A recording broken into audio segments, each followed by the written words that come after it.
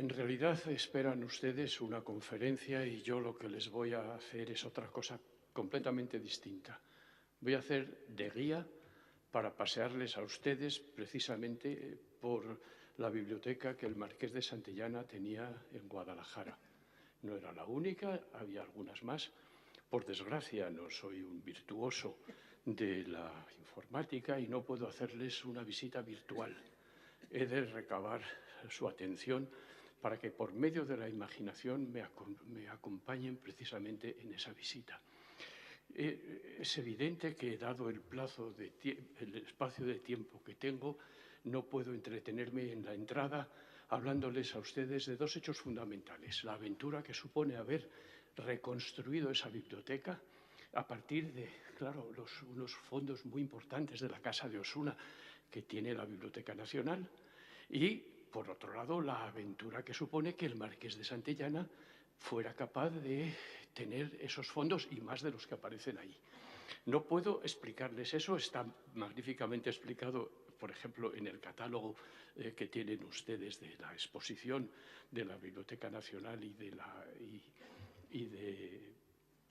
del museo, vamos, pero pónganse ustedes en esa situación en la que el Marqués de Santillana tiene no solo la capacidad de ser un político excepcional, no solo tiene una vida militar importante, es que además pertenece a ese grupo de nobles que entienden que la cultura no embota la espada y que, por lo tanto, el ponerse a trabajar, leer, el crear un tipo de obra como sus poesías y sus libros en prosa, pero que tienen un interés que es superior al que podíamos encontrar en los periodos anteriores de la Edad Media, y que, por otra parte, no suponen que eso fuera la apertura del humanismo en España.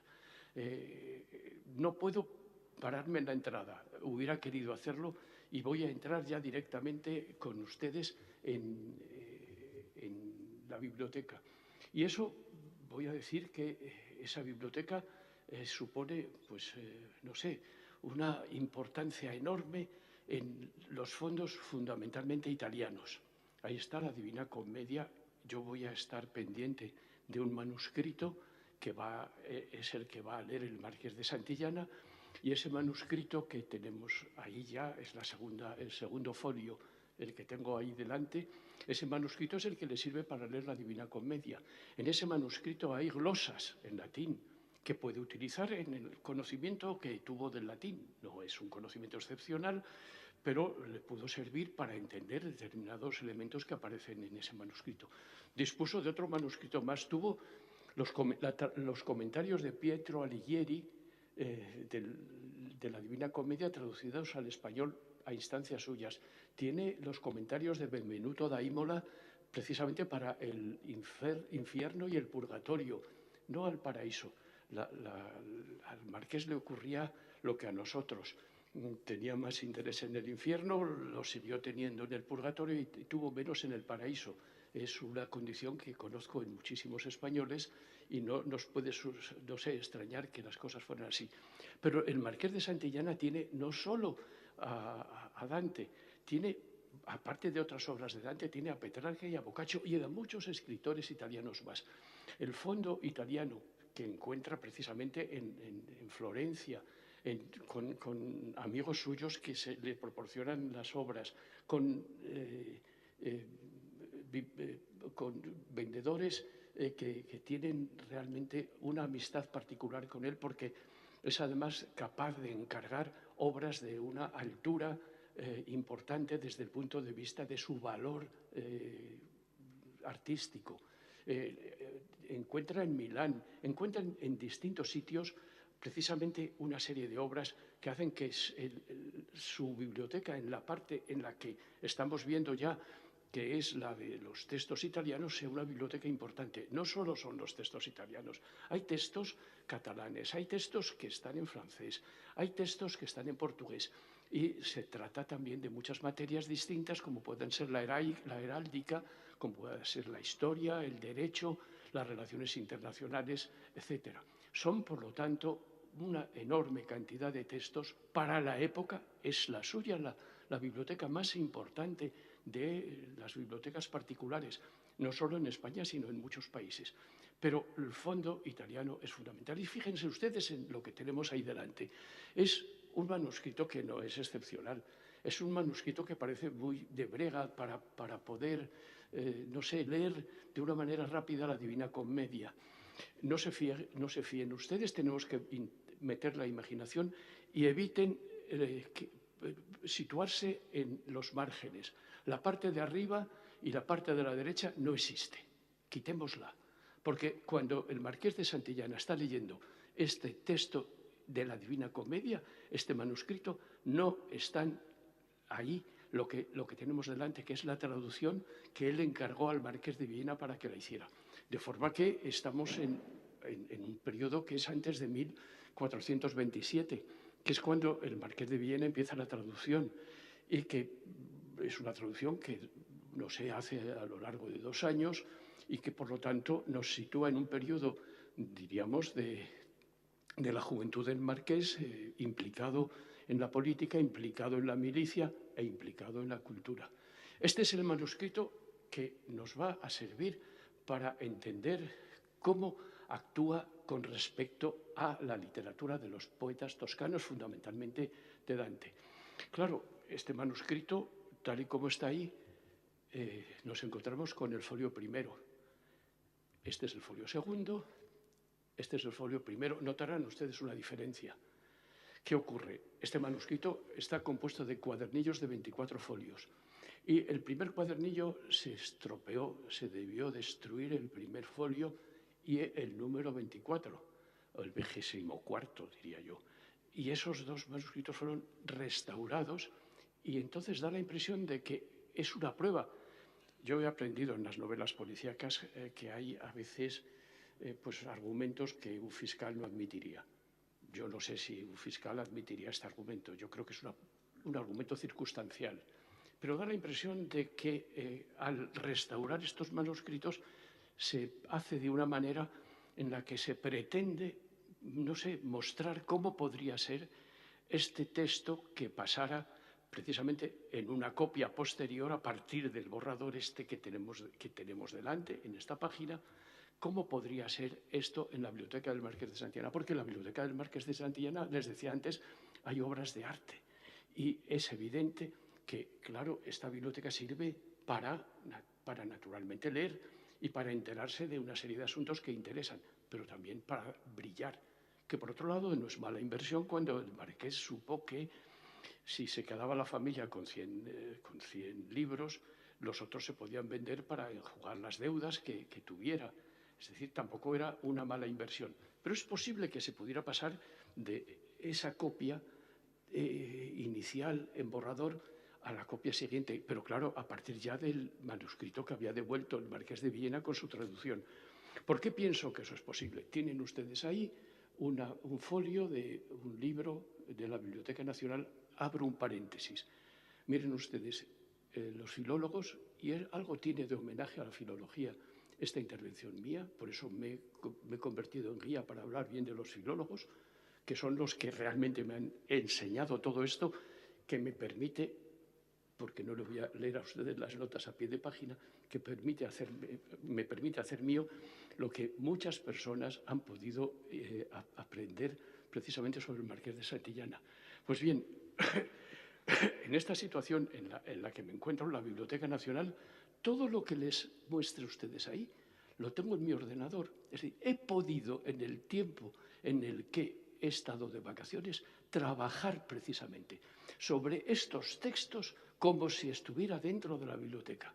Es más, he pedido un favor a la biblioteca de la firma de Santillana y la tengo aquí, y eso me ha servido para no fiarme solo de lo que decían de cómo firmaba el Marqués de Santillana y por lo tanto de la letra, sino hacerlo mío y comprobar que todos los filólogos que me han antecedido en esto tenían razón. Pues bien, esto es el árbol de las batallas. Es un texto que manda a traducir Antón de Zurita, el Marqués de Santillana, y ahí tienen ustedes la traducción. Pero fíjense ustedes que esta es otra versión, no es una versión, es una copia.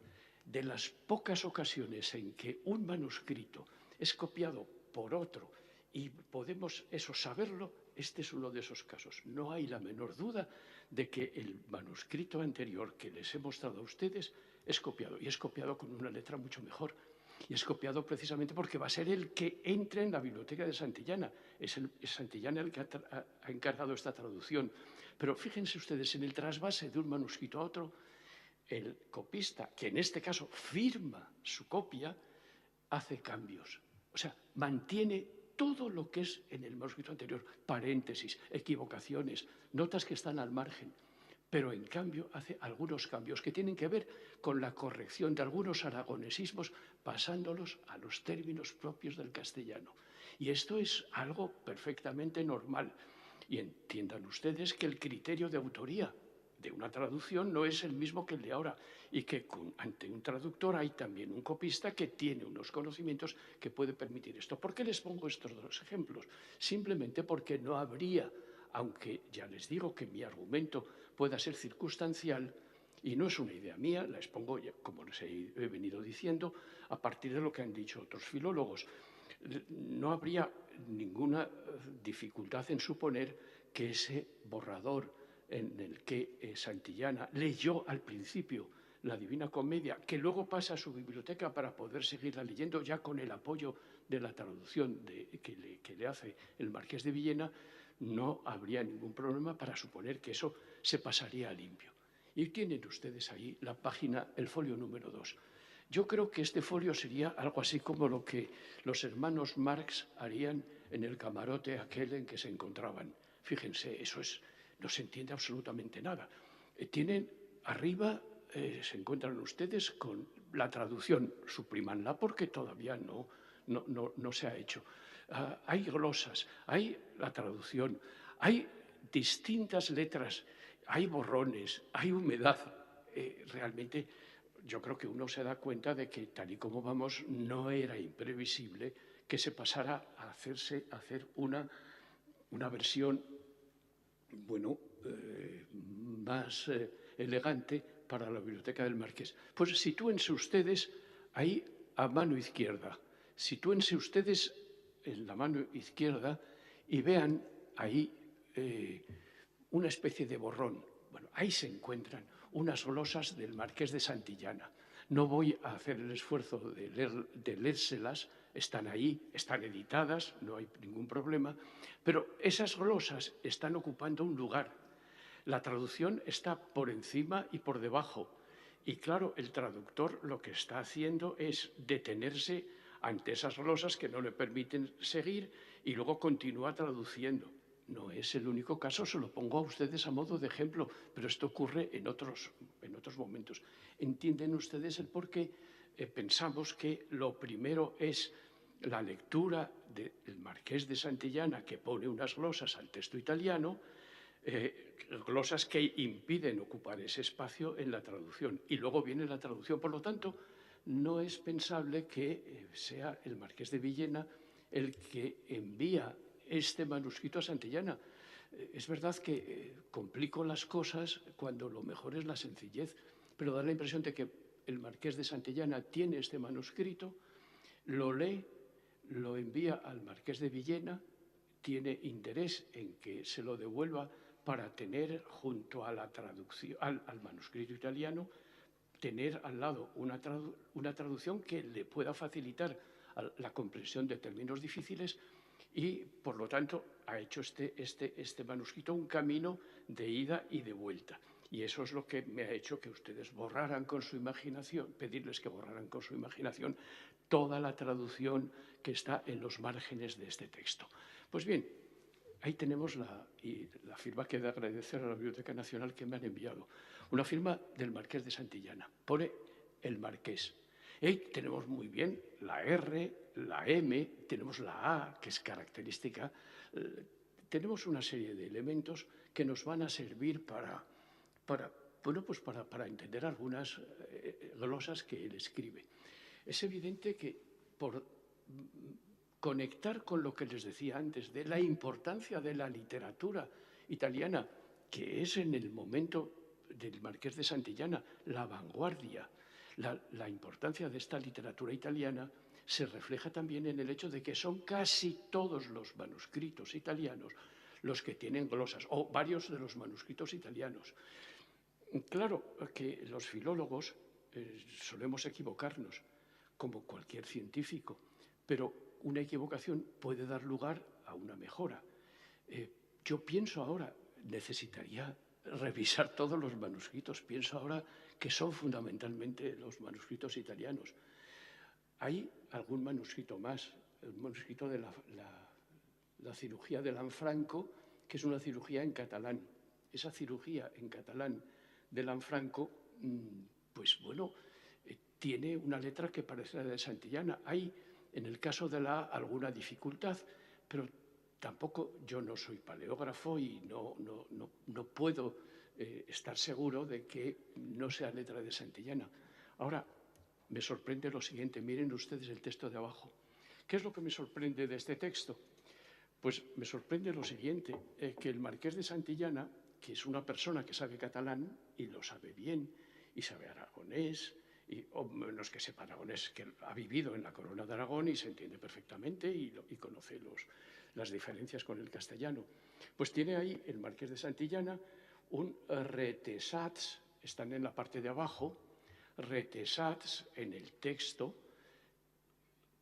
No sé si, yo creo que no puedo, piensen ustedes si lo ven como yo, y claro, este retesats es un castellanismo, es retesado, es tendido, extendido. Y esto no es catalán, esto es castellano. Y me sorprende que por mucho catalán que sepa el Marqués de Villena se ponga estupendo y diga, bueno, vamos a quitar el castellanismo y vamos a poner el término que es catalán, que es rasats, que es del verbo raure, que es apaisar, que es, bueno, quitar todo aquello que sobresalga. Me parece que estamos en un exceso. Pero fíjense que le estoy diciendo me parece, que tengo la sospecha de que esto quizá no sea así, que necesitamos más cosas, que de momento me quedo en el hecho de que hay más notas en el caso de los manuscritos italianos. Es evidente que esto, ¿por qué estoy rompiendo una lanza por la filología? Pues porque si ustedes van a la red y encuentran determinados blogs, ahí se encontrarán que se puede decir que, según estudios muy conocidos, se sabe que el Marqués de Santillana lo que hizo fue copiar de un pobre poeta catalán aquellas poesías suyas y traducirlas del catalán al castellano. Bueno, este tipo de cosas que están ahí, pues conviene por lo menos que digamos que frente a la creación y a la invención de nuestro pasado, sea glorioso o sea del sentido contrario, el filólogo es, yo creo que un ariete que, sencillamente que puede permitir buscar las hipótesis más razonables. Pues bien, dicho esto, paso entonces a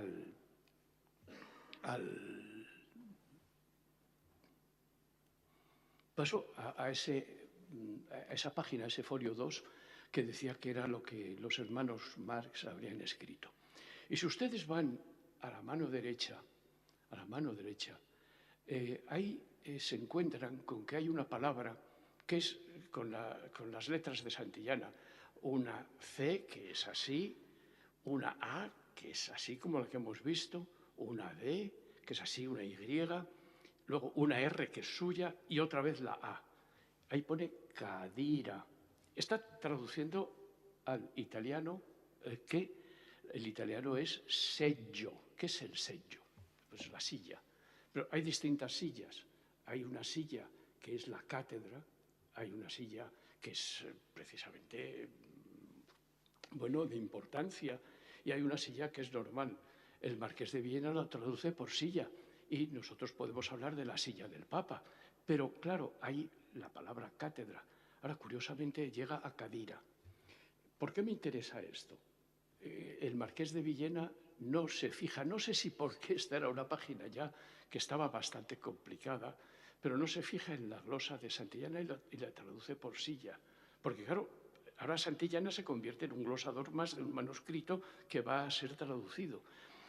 ¿Qué es lo que ocurre? Que la palabra Cadira no aparece en el siglo XIV en ningún, dentro de los corpus que tenemos, en ningún texto castellano. Sí en textos aragoneses, en los de Fernández de Heredia, está ahí.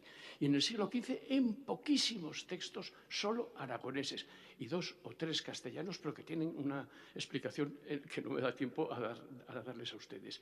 Bien, y Santillana. Y Santillana lo utiliza. Y lo utilizan personas precisamente de su grupo.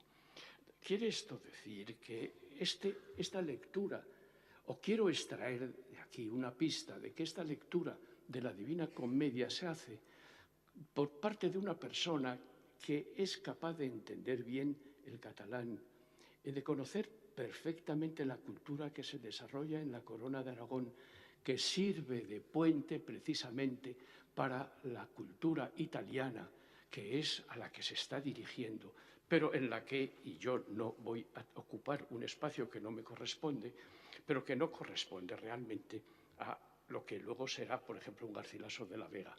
Él se orienta a Italia, pero hay un puente de transmisión precisamente que es el catalán. Bueno, miren ustedes, tenemos ahí un momento en que en el folio 7 vuelto pone nota maravillosa opinión. Una maravillosa opinión es sencillamente que se está hablando de una serie de escritores de la antigüedad clásica. Esa serie de escritores de la antigüedad clásica van a aparecer en la coronación de Mosén Jordi de Sant Jordi.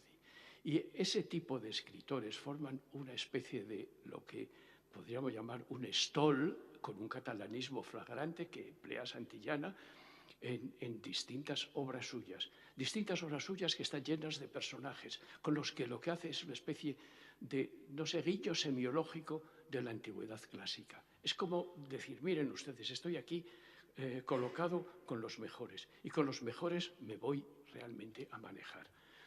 Claro, esta es una apreciación de unos personajes que aparecen ahí, pero hay una apreciación que me parece la más importante de todas, algún personaje en concreto. Yo no sé si ustedes recuerdan el pasaje del canto quinto de la Comedia de Paolo e Francesca. Paolo y Francesca son cuñados, están leyendo precisamente de cómo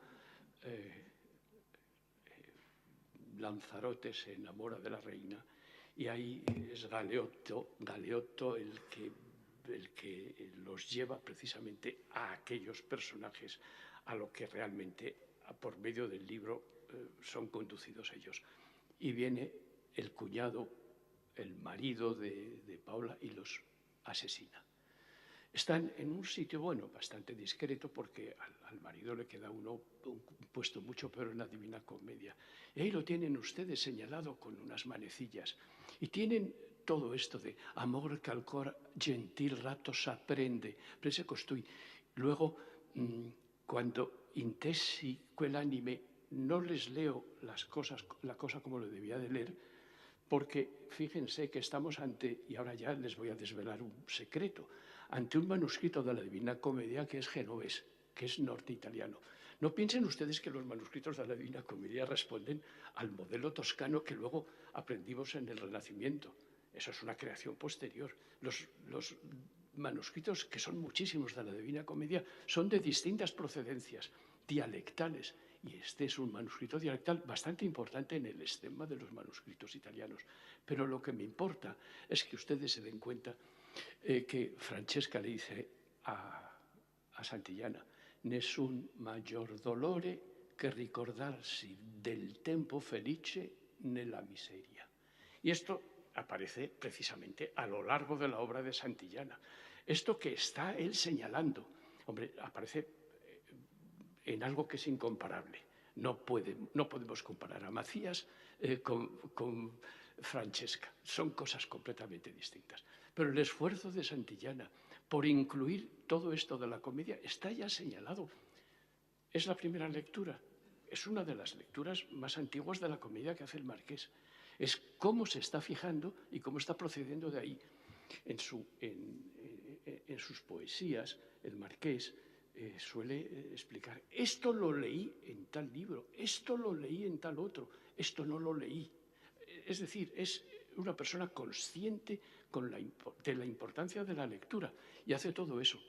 Y vamos a poner otra nota. Se dan cuenta que estamos paseándonos por una biblioteca intentando no molestar al Marqués, pero viendo cómo está reaccionando ante distintos pasajes de la Divina Comedia. Se enfrenta con aquella playa de personajes de la literatura, se fija en Francesca y ahora va a hablar de Micer Francisco Imperial. ¿Por qué? Porque ahí hay unos versos que son propios de Imperial. ¿Quién es Imperial? Es la persona que comienza en español precisamente a utilizar en su poesía la Divina Comedia. Es anterior a Santillana y de Imperial Santillana dice que es el que logró el paso de lo que sería un juglar a un poeta. Le atribuye a Micer Francisco Imperial precisamente la condición del que espoleó a los poetas para hacer un cambio fundamental precisamente en la poesía. Y la admiración por Imperial es enorme. Y vamos a poner aquí, entonces, vamos a volver al manuscrito. Este manuscrito no creo que lo enviara el Marqués de Villena. Se ha dicho, y no lo sé, pero de momento no conozco una hipótesis mejor, que fue Imperial, que vino precisamente de Génova, que llegó a Sevilla de Génova, el que envió un manuscrito italiano precisamente del propio dialecto suyo, y que este manuscrito pudo ser el que el Marqués de Villena leyó de joven, en parte al menos, y desde luego se acercó a distintos hechos que merecen la pena y que luego es el que utilizó para que se pusieran en los márgenes la traducción. Pues no lo sé, pero está mostrando su capacidad para entender que está dentro de un grupo y de quién está tirando de este grupo. Bueno, yo ya tengo la sospecha de que me puedo pasar y entonces voy a decir que, pues, pocas cosas más. Casi me querría fijar en que hay una palabra mandria que el Marqués de Santillana traduce por manada, y eso mismo en esta página, que miren ustedes, esta página está muy limpia, esto mismo parece que se empleó por el propio Marqués de Villena. Es decir, yo quería hablar del juego que pueden dar estas propias glosas del Marqués. Pero voy a terminar, y voy a terminar diciendo que yo me he fijado solo en este paseo por la biblioteca, me he fijado solo en que hay un personaje importante que conocemos, del que los editores nos están mostrando sus fuentes, pero que nosotros somos capaces, gracias a un determinado manuscrito, de saber cómo se han acercado a esa lectura que luego se refleja en sus obras. Pero también el Marqués de Santillana, en esa biblioteca, sirve de resonador, en el sentido de que de ahí salen muchas copias de sus propios manuscritos para otras personas. Me refería antes al Árbol de las Batallas y hablaba de dos manuscritos de la Biblioteca Nacional. Pues bien, el segundo manuscrito, que es el 3, el 10.203, que decía yo que era el definitivo, es copiado tan al pie de la letra por el manuscrito H219 de la Biblioteca del Escorial, que miren ustedes, en el índice se copian las mismas páginas. Es decir, no es que se dejen las páginas para ver cuáles van a ser en este manuscrito, sino que la copia esta es la copia que está en el corde. Y bueno, no es mala idea que haya sido esta la que se ha introducido, pero con esto quiero señalarles a ustedes que una copia fidel, pero muy fiel a la del Marqués de Santillana, continúa difundida gracias a las posibilidades que brinda esa biblioteca de colaboración con los demás. Ha sido un paseo muy rápido, hemos molestado poco al Marqués, muy poco, pero lo hemos visto solo en algunas ocasiones. Más tiempo no me permitiría quien está presidiéndonos en este momento. Muchísimas gracias por su atención.